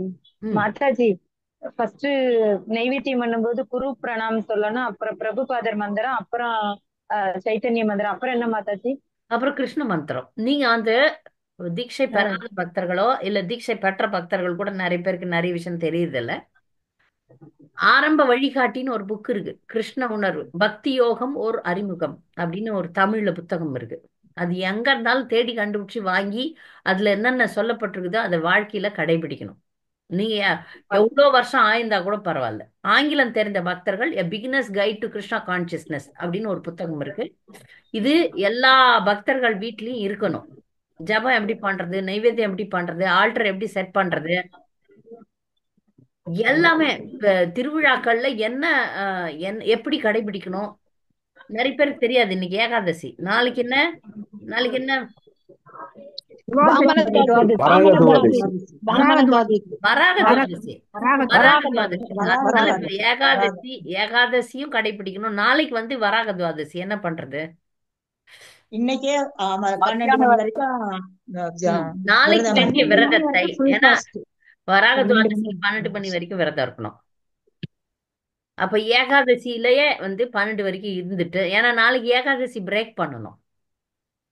இந்த மாதிரி நுணுக்கமான விஷயங்கள்லாம் அந்த புத்தகத்துல இருக்கு. உங்களுக்கு ஒருவேளை தெரியலன்னா அந்த இப்ப யாருன்னா பக்தர்கள் சொல்லியிருக்காங்க, அதனால நீங்க எல்லாம் பதில் சொல்றீங்க. தெரியாத பக்தர்கள் தெரிஞ்சிருந்தாலும் பரவாயில்ல, அந்த புத்தகத்தை மட்டும் நான் எப்பவுமே கையேடு மாதிரி வச்சிருப்பேன். முதல்ல இருந்து கடைசி வரைக்கும் திரும்ப திரும்ப ஒரு 2-3 முறை படிக்கணும் நீங்க.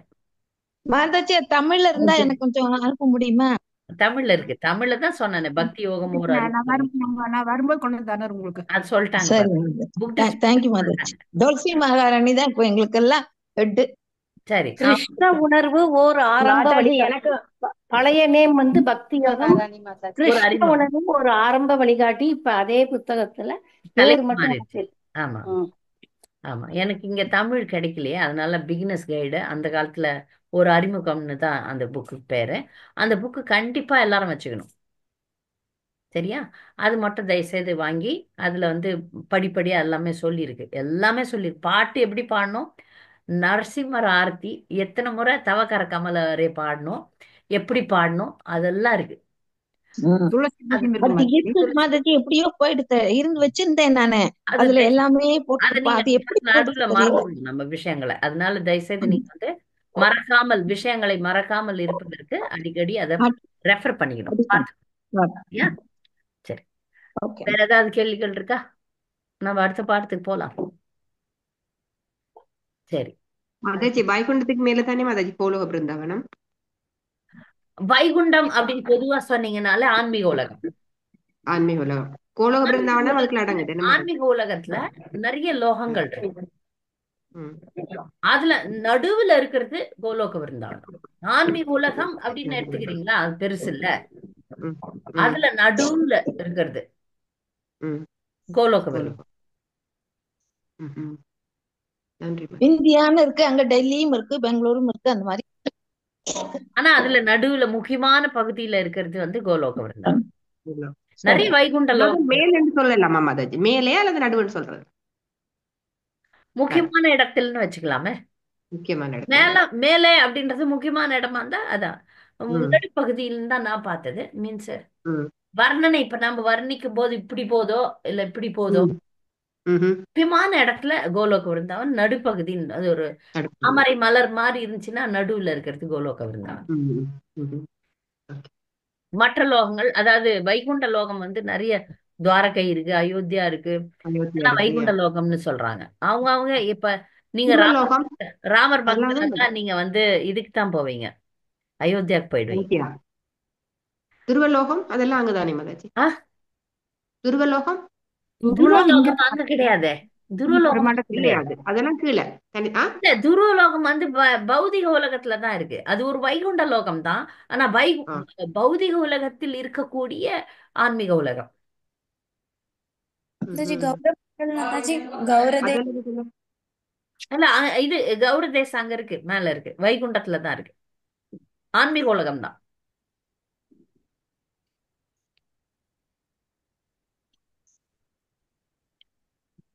ஹரே கிருஷ்ணா, புரியுதா? புரியுது மாதாஜி. தேங்க்யூ மாதாஜி. ம். கௌரதேஷ் பேசுறாரு மாதாஜி. படிச்சீங்களா? சொல்லுங்க மாதாஜி, ஒருத்தரா பேசுங்க. படிச்சீங்களா? நீங்க படிங்க, இருங்க. நம்ம இப்ப முடிச்சிடலாம். இந்த பாடத்தை முடிச்சிட்டு நான் போலாம். இப்ப இந்த கேள்விக்கு பதில் புரிஞ்சுதா மாதாஜி? ஜெயசுபத்ரா மாதாஜி. ஆமா மாதாஜி, இப்படி புரிஞ்சுது. நன்றி மாதாஜி. நன்றி. இப்ப நம்ம அடுத்த அதாவது அதெல்லாம் இதெல்லாம் சுதல பதா அந்த அதெல்லாம் அந்த நரகலோகம், நரகலோகம். அது நரகலோகம். பௌதிக அவள உலகம். அந்த 7க்கு மேல தான் இது எல்லாம் இருக்கிறாங்க ஆன்மீக உலகம். இல்ல இந்த இல்ல 14க்கு மேல. மாதாஜி, பிரபஞ்ச வெளின்னு வச்சுக்கோங்க. ம்ஹும். ஸ்பேஸ்ன்னு வச்சீங்கன்னா பௌதிக ம்ஹும். உலகம் ஒரு தங்க முட்டை வடிவில் இருக்கு. ஓகே. அது வந்து அந்த பௌதிக உலகம் மாதிரி நிறைய பௌதிக உலகங்கள் இருக்கு. ம்ஹும். இப்ப நீங்க சொல்றது ஒரு பௌதிக உலகத்தினுடைய வர்ணனை தான் என்னுடைய கணவர் வந்து பாடம் நடத்தினார். ம். ஒரு பௌதிக உலகத்தின் வர்ணனை, அவ்வளவுதான்.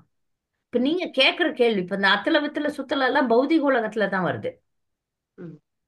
இப்ப இந்த பௌதிக உலகம் வந்து ஒரு லேயர், ஒரு என்ன சொல்றது, ஒரு படிவத்தினால மூடப்பட்டிருக்கு. ஒரு சிறைச்சாலைன்னு வச்சுக்கோங்களேன். சிறைச்சாலைக்கு ஃபென்ஸ் உண்டுல்ல, ம். அது மாதிரி இந்த பௌதிக உலகத்தை சுற்றி வந்து வேலி இருக்கு. புரியுதுங்களா? பலவிதமான வேலிகள் இருக்கு.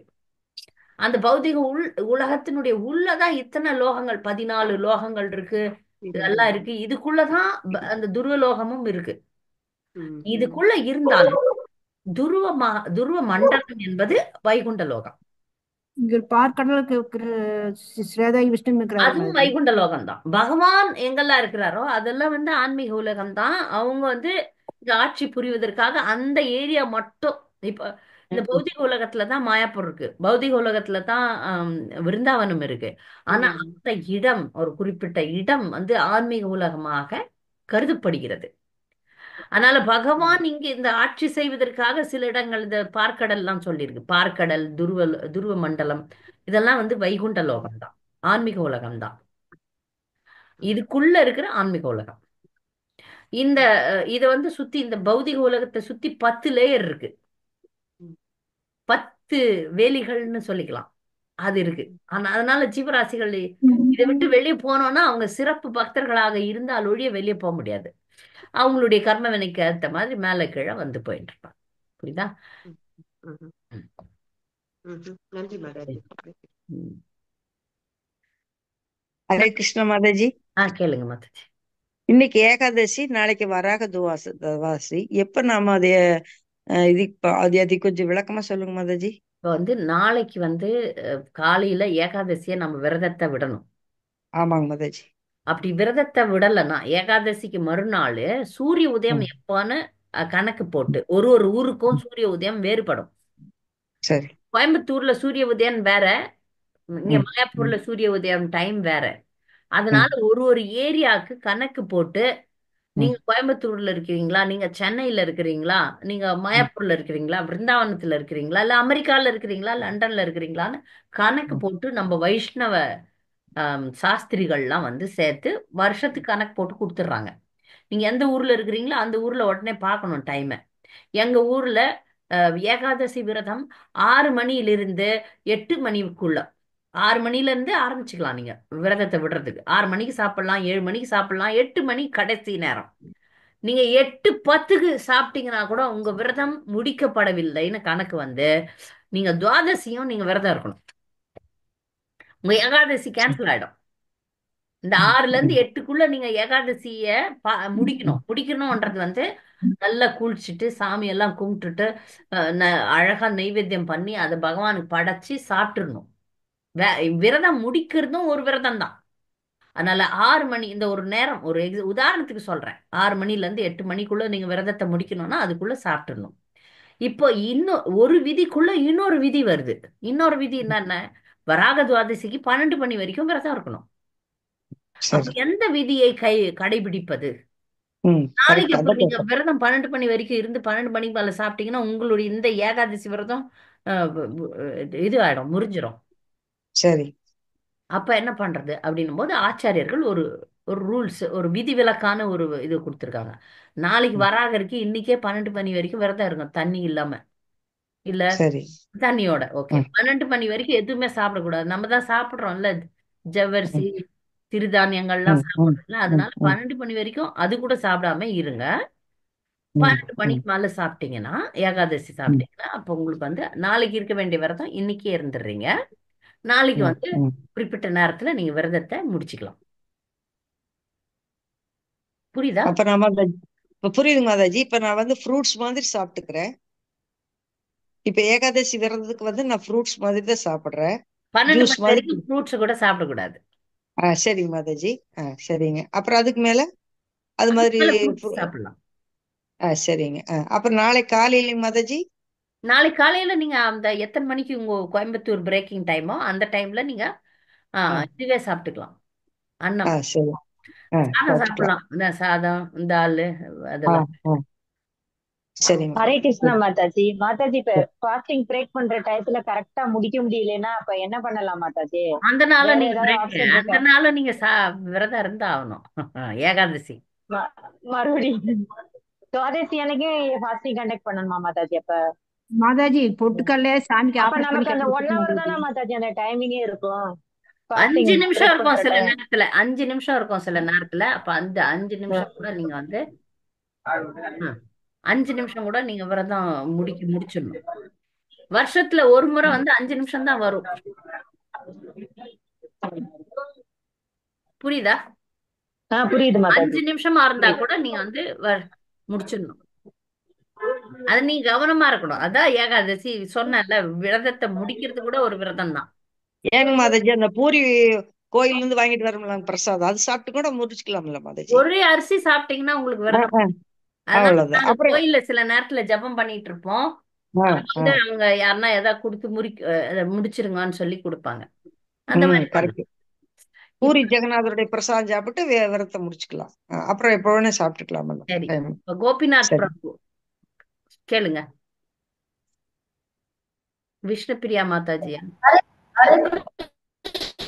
மாதாஜி அவரோட மொபைல் தான் நான் கேட்டுக்கிறேன் மாதாஜி. பிரியா சொல்லுங்க. நீங்க சொன்னீங்கல்ல 14 லோகான்னு, இதெல்லாம் பௌதிகதா செயல்படுது. அதெல்லாம் பூகம்பம் அதுக்கெல்லாம் இதாகதா மாதாஜி? பூகம்பம் எல்லாம் ஆகதா? அதெல்லாம் அழிஞ்சு போவாதா? அழிவு, பிரளயத்துக்குன்னு ஒரு நேரம் இருக்கு. அந்த பிரளயம் வரும்போது இந்த 14 லோகமும் அழிக்கப்பட்டு மகாவிஷ்ணு உள்ள எடுத்துருவார். அப்ப இந்த துருவ லோகம் மாதாஜி? துருவ லோகம் வைகுண்ட லோகத்துல அப்படியே நிக்கும். மத்ததெல்லாம் அவரு வயிற்றுக்குள்ள போயிடும். அப்ப இந்த கர்ப்போதக சாய் விஷ்ணு மூச்சு காரணோதக சாய் விஷ்ணு மூச்சு இழுத்தாருன்னா எல்லாம் உள்ள போயிடும். மூச்சு விட்டாருன்னா அடைப்பு வரும். மாதாஜி இந்த துருவ லோகம் வந்து நம்மளுக்கு தெரியுது, ஒரு நட்சத்திரங்கிறாங்க. எனக்கு சின்ன புள்ளியில சொல்லி கொடுத்துருக்காங்க. அதுதான் துருவ லோகம் மாதாஜி. நம்மளுக்கு இப்ப தெரியுது அந்த வெளியில ஒரு நட்சத்திரம். ஆமா ஆமா ஆமா. அது எப்படி மாதாஜி? அது மட்டும் கண்ணுக்கு அது எப்படி அது மட்டும் கண்ணுக்கு தெரியுது? அது எங்க அம்மா இருக்கும்போது சொல்லி தந்தாரு. அது மட்டும் எப்படி கண்ணுக்கு தெரியுதுன்னா இப்ப எப்படி சூரியன் கண்ணுக்கு தெரியுது, சந்திரன் கண்ணுக்கு தெரியுது, டீடைல்ஸ் தெரியாது. அதுக்குள்ள என்ன இருக்கு, யார் இருக்கிறாங்க, அதெல்லாம் தெரியுதா? நட்சத்திரம் தெரியுது, அவ்வளவுதான்.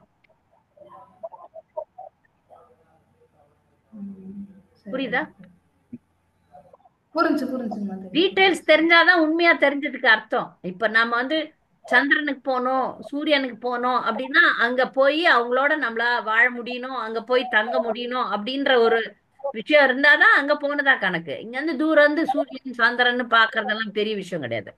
மேப்ல அமெரிக்காவை பாக்குற மாதிரி அமெரிக்கா நாட்டுக்கு நீங்க பிளைட்டை பிடிச்சி போய் விசா வாங்கி அங்க போய் அங்க இறங்கி அங்க உள்ள போய் அங்க இருக்கிற மக்கள்லாம் எப்படி இருக்கிறாங்கன்னு பார்த்து அங்க நீங்க வாழ்ந்தீங்கன்னா தான் அங்க நிஜமா போறதுக்கு சமம். தூரந்து பாக்குறது ஒரு பெரிய பிரசித்தம் கிடையாது.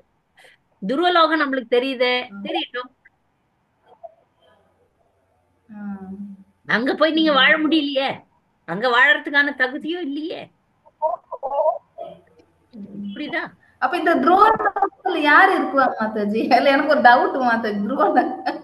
துருவ மாத்திரம் இருக்குவாரா இல்ல அவர் ஒரு ராஜ்யமே ஆளுவாரா? அவருடைய ராஜ்யம் இருக்கு. அங்க இருந்துதான் அந்த பூலோகத்தை ஆள்றாருன்னு அன்னைக்கு கிளாஸ் கொடுத்தாரே, மறந்துட்டீங்களா? துருவ மன்னன் தான் எல்லாத்தையுமே ஆள்றார், இந்த உலகத்தையே ஆள்றார். அவர் இவ்வளவு நாள் வாழணும் அப்படின்ற அவருக்கு வரம் இருக்கு. ஆனால் அவர் வைகுந்தத்துக்கு போனோன்னு வரம் இருக்கு. அதனால பகவானும் அவரோட இருக்கிறார். அங்க வாழ்கிற துருவ லோகத்தில் வாழ்பவர்கள் முக்தி பெற்றவர்கள். ஆனா ஒரு காலகட்டம் வரைக்கும் அங்க இருக்கணும் அப்படின்னு ஒரு விதி. அப்படிப்பட்ட பக்தர்களை அங்க துருவலோகத்துல போடுறார். எப்போ வந்து அவருடைய அந்த அனுபவிக்க வேண்டிய காலம் முடியுதோ அப்ப துருவ மன்னனும் அவருடைய சகாக்களும் அவருடைய அந்த ராஜ்யத்துல இருக்கிறவங்க எல்லாம் ஆன்மீக உலகத்துல போய் செட்டில் ஆவாங்க. இங்க இதுவும் ஆன்மீக உலகம் மாதிரி தான். ஆனாலும் இப்ப கொஞ்ச நாள் இங்க இருக்கிறாங்க, அதுக்கப்புறம் முழுமையாக அங்க போவாங்க. மாதாஜி இன்னொரு டவுட் மாதாஜி என்னன்னாக்க, இப்ப நீங்க கிளாஸ் குடிக்கல எல்லாரும் கொஸ்டின் கேட்டிருந்தாங்க, அதெல்லாம் கம்மன் ஆயிட்டேன். நீங்க நாம வந்து நம்மளுக்கு ஒரு பேச்சு வருதுன்னாக்கா அவரோட இதுல இருந்துதான் வருது, இல்லைன்னா நம்ம பேச்சு அப்படியே நின்னு போயிருது. ஆனா என்னோட கொஸ்டின் என்னன்னாக்கா, இப்ப நாம என்ன சடனா நினைக்கிறோம், நம்மளுக்கு வேணும்னு நினைக்கிறோம், அப்புறம் இன்னும் ஒரு செகண்ட் நிமிஷத்துல ஐயோ வேண்டாப்பா அதெல்லாம் வேண்டாம், இந்த பௌதிக ஜகத்து எது வேண்டாம்னு நினைக்கிறோம், அது ஆட் ஆயிருமா மாதாஜி? அதெல்லாம் ஆட் ஆகுமா? என்ன சொல்றீங்க நீங்க? புரியல எனக்கு. இப்போ நாம இவ்வளவு கிளாஸ் கேக்குறோம், சாண்டிங் எல்லாமே சாதனை பண்றோம், இது பௌதிக எதுவுமே இச்சையுமே வைக்க கூடாதுன்னு நம்மளுக்கு தெரியுது. ஆனா சில டைம்ல இது இருந்தா நல்லா இருந்திருக்குமே என்று நம்ம நினைக்கிறோம். அப்புறம் அந்த நிமிஷத்துல ஒரு 5 மினிட்ல அப்பா இது வேண்டாப்பா எதுவுமே வேண்டாம்னு நினைக்கிறோம். அந்த ஆட் ஆயிருமா? அதை கொடுத்துடலான்ட்டு. நெக்ஸ்ட் டைம் நம்ம வேண்டாம்னு நினைச்சிடுறோம். நினைச்சிட்டு திருப்பி ஒரு 2 நிமிஷத்துல ஐயோ வேண்டாம்னு உங்களுக்கு புரிஞ்சிருக்குன்னு எனக்கு நினைக்கிறேன். புரிஞ்சிச்சு. So நான் அது நான் ஆட் நான் இதுக்கு ஆயிடும். பதில் ஒரு சொல்றேன். ஜீவன் நான் இது ஆசைப்பட்டு இந்த கேள்வியை முதல்ல மக்களுக்கு புரிய வைக்கணும். இந்த அம்மா கேட்ட கேள்வி என்னன்னா, நான் மனதளவுல சில தவறுகளை உள்ள வைக்கிறோம். மனதளவுல இந்த தவறை நம்ம செய்யறோம். இந்த தவறை செய்துட்டு அடுத்த நிமிஷம் மனசுல நினைக்கிறோம் இது செய்யலாமா, ஐயோ இது தப்பாச்சே அப்படின்னு சொல்லிட்டு அடுத்த நிமிஷம் அதை மாத்திக்கிறோம். அப்ப அது வந்து என்னுடைய தவற்றில் ஏறுமா இறங்குமான்னு கேக்குறாங்க. இதான் கேள்வி. கலியுகத்துல மனசுல தப்பு பண்ணா அது வந்து கணக்குல எடுக்கிறது இல்ல அப்படின்னு ஒரு கன்செஷன் இருக்கு நமக்கு. அதனால மனசுல ஆட்டம் போடலாமா? இது சரி, மனசுல தப்பு பண்ணா அது வந்து கணக்குல வராது கலியுகத்துல. மற்ற யுகங்கள்லாம் அது கூட கணக்கு.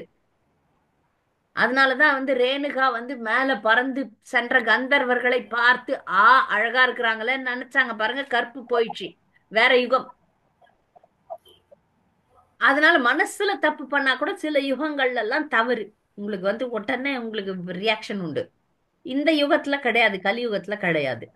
அதனால மனதளவுல நிறைய தவறுகளை தொடர்ந்து செய்து கொண்டிருந்தோம் என்றால் மனசுல நினைச்சு ஆக்ஷன்ல இறங்கி அந்த தவறுகளை செய்ய ஆரம்பிச்சிருவோம். அதனால அந்த தவறுகளை மனசுல வந்தா கூட அப்படி தட்டி விடுறதுக்கு கத்துக்கணும். மனசுல ஒரு பொருளை பார்க்கணும், அது நம்மளுது கிடையாது, ஐயோ நம்மளுக்கு இருந்தா நல்லா இருக்குமேன்னு தோணுது. ஆனா நாம் வந்து ஆன்மீகத்தோடு இணைந்து இருக்கிறோம். தினமும் கிளாஸ் கேட்கிறோம், பாடம் கேட்கிறோம், பக்தர்கள் சொல்லி தராங்க. நிறைய பேர் நான் தினமும் சந்திக்கக்கூடிய பக்தர்கள்லாம் எனக்கு சொல்லினே இருப்பாங்க, இவங்கெல்லாம் கர்ம வினையை பத்தி பயப்பட மாட்டாங்களா, இவ்வளவு தவறுகள் செய்கிறார்களே அப்படின்னு சொல்றாங்க சில மாதாஜி எனக்கு. அப்ப அதெல்லாம் எனக்கு நினைக்கு வரும், என்னுடைய புத்தி இருக்கும், அந்த புத்தியில வந்து இந்த விஷயங்கள் இருக்கு. அப்ப இந்த கெட்ட எண்ணம் வரும்போது இந்த புத்தி அதை தள்ளி விடுகிறது. ஆனால் இந்த புத்தி தள்ளாமல் தவறுகளை தொடர்ந்து செய்தோம் என்றால், மனசுல நினைச்சோம்னா, நிறைய தவறுகளை மனதில் நினைத்தோம் என்றால் தவறுகள் செய்வதற்கு வாய்ப்புகள் உண்டு. செயல்படுத்திடுவோம். நிறைய நினைச்சோம்னா தப்பு செஞ்சிருவோம். அதற்கு தான் வந்து சினிமா பார்க்க கூடாதுன்னு நமக்கு சொல்றது காரணம். சினிமா பார்க்கறதுனால ஒரு தப்பு கிடையாது. ஒரு பெரிய தப்பு, கிருஷ்ணருடைய நேரத்தை வீணடிக்கிறோம், அது ஒரு பெரிய தப்பு தான். இன்னொரு பெரிய விஷயம் என்னன்னா, அதுல வந்து ஒரு நடிகன் இருப்பான், அவன் இடைவிடாமல் சிகரெட் பிடிப்பான். அதை பார்க்கிற போது நாம வந்து அந்த விஷயத்தை நம்முடைய மனசுல நிறைய ஓட்டுவோம். அது ஓட்டி ஓட்டி அந்த தவறுக்கு வந்து சீக்கிரமா நம்மை ஆளாக்கிடுவோம். அது எந்த தவறான, இது ஒரு உதாரணமா சொல்றேன். அதற்கு தான் மனசுல கூட சில விஷயங்களை நினைக்காம கத்தரிக்க கற்றுக்கொள்ள வேண்டும். கிருஷ்ண மாதாஜி, அம்லு மாதாஜி கொஞ்சம் மியூட் பண்ண சொல்லுங்க, டிஸ்டர்பா இருக்கு. நான் பண்ணிடுறேன், அவங்க பண்ண முடியாது. பண்ணிட்டேன், புரியுதா? மனதில் கூட நம்ம வந்து தவறு செய்யாமல் இருப்பதற்கு முயற்சி செய்ய வேண்டும். எப்போ ஒரு 1000 எண்ணங்களில் ஒரு எண்ணம் நம்ம குறுக்க வந்துருச்சுன்னு வச்சுங்க, சரி அது கட் பண்ண பாருங்க. நமக்கு தவறு எது சரி எதுன்னு பக்தர்களுக்கு எல்லாருக்குமே தெரியும். அதனால தவறான விஷயங்கள் வரும்போது அது உள்ளத்தால் உள்ளலும் தீதே அப்படின்ற ஒரு அந்த திருக்குறளை நினைச்சுக்கணும். நான் அப்படித்தான் நினைச்சுப்பேன். உள்ளத்தால் உள்ளலும் தீதே, மனசுல கூட கெட்டதை நினைக்க கூடாது அப்படின்ற பயிற்சி. அந்த நேரத்துல பகவானுடைய திருநாமத்தை சொல்லி ஹரே கிருஷ்ண கிருஷ்ண கிருஷ்ண ஹரே ஹரே, ஹரே ராம ராம ராம ஹரே ஹரே சொல்லி அந்த கெட்ட விஷயத்தை, கெட்ட ஆசைகளை எடுப்போமாக. சரியா? இப்ப நம்ம வந்து அடுத்த பாடத்துக்கு போலாம், நேரம் ஆயிடுச்சு. அடுத்த பாடத்துல நீங்க கேள்விகள் கேட்கலாம். ஹரே கிருஷ்ணா.